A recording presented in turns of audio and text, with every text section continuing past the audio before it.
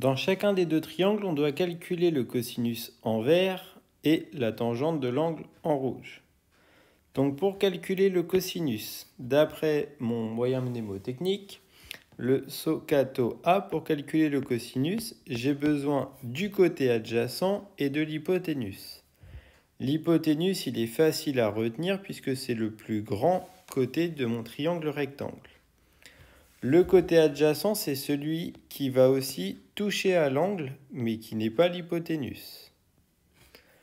Donc pour calculer le cosinus du coup de l'angle en A, je dis que mon triangle ACB, il est rectangle en C, bien évidemment. Et j'ai donc le cosinus de l'angle en A, c'est le côté adjacent sur l'hypoténuse. Je remplace AC et BA par les valeurs qui me sont données, 5,1 et 8,5. Et pour avoir l'angle en A, j'utilise ma calculatrice avec le cosinus moins 1 de 5,1 sur 8,5 qui va me donner une valeur approchée de 53 degrés. Maintenant, pour l'angle en rouge, on nous dit la tangente. La tangente, c'est le taux A. Donc j'ai besoin du côté opposé à l'angle B et du côté adjacent. Je pars du point B, je vais voir à l'opposé.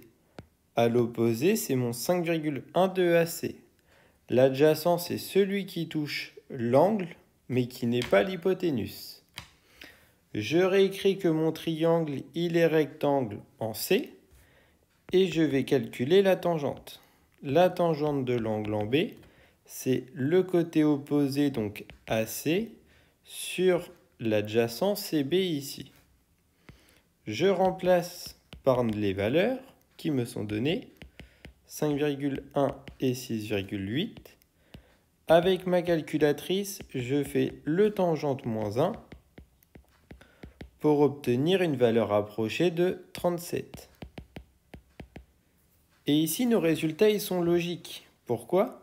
Puisqu'ici, j'ai 53 degrés. Ici, j'ai 37. Si je les additionne, j'obtiens 90. 90 plus mon angle droit me donne 180. La somme des angles dans un triangle est de 180 degrés. Donc ici, je n'ai pas fait d'erreur. Pour IJK, j'ai mon triangle qui est rectangle en I. Et pour l'angle K, je cherche le cosinus.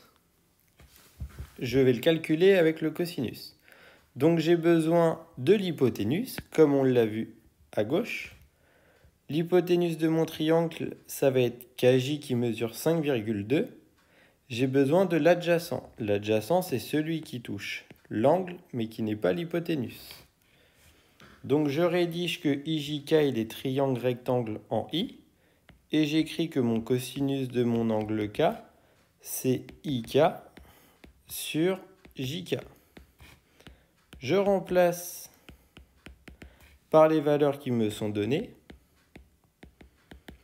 Et avec ma calculatrice, je vais calculer le cosinus moins 1 ou l'arc sinus pour avoir seulement la valeur de l'angle. Et lorsque je fais ce calcul, j'obtiens environ 37 degrés. Maintenant, je vais calculer l'angle J à l'aide de la tangente.